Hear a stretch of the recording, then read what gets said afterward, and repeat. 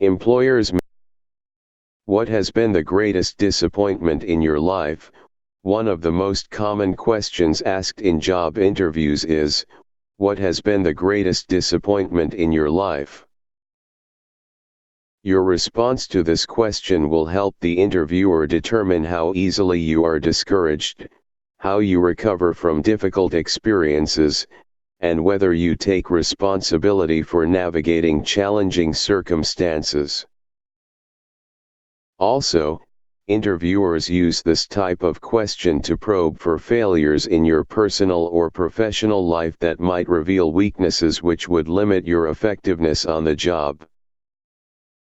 Employers may give you some leeway by leaving the context of your disappointment open-ended.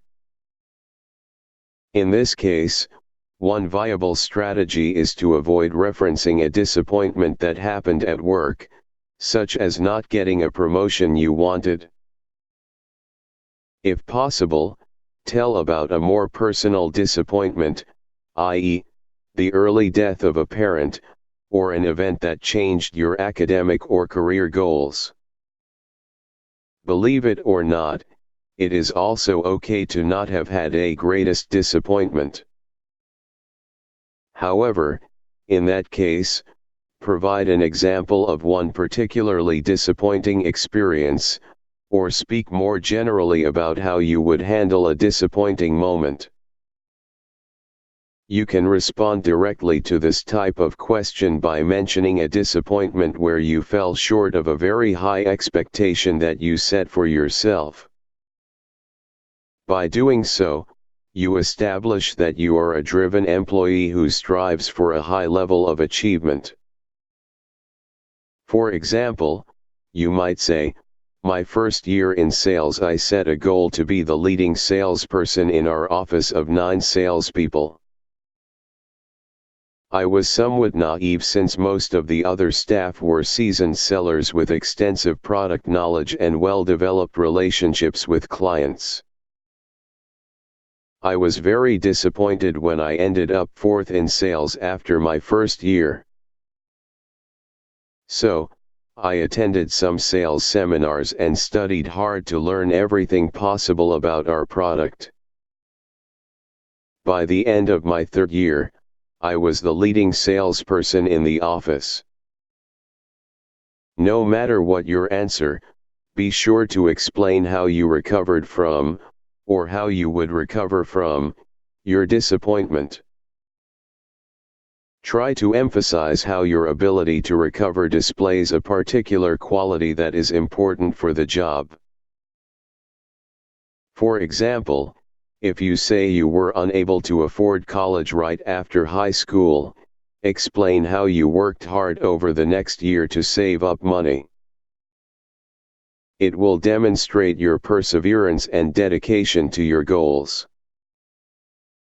I set a goal last year to increase our loan volume at the branch to $25 million. I was very disappointed when I came up $2 million short. Our branch still came in 3rd out of 23 branches in the Northeast region, and I have consulted with those branch leaders and picked up some ideas to expand sales next year. My biggest disappointment is that I wasn't able to follow my dream of being a professional dancer. I was injured as a teenager during a performance and was never able to move quite as fluidly again. Even though I was disappointed at the time, I realize now that if I had taken that direction, I would not have my advanced degrees and a career I love. My biggest disappointment is that my dad passed away just before I graduated from college and got my first job. He was a pioneer in the technology industry, and he was so proud of me following in his footsteps at such an exciting time in our industry. I set a goal to be on the dean's list every semester in college and was very disappointed when I missed the mark during the first semester of my junior year.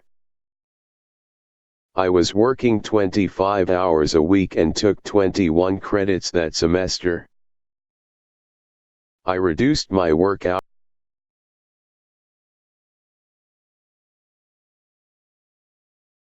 I reduced my work hours to 15 and took 18 credits the next semester and achieved highest honors.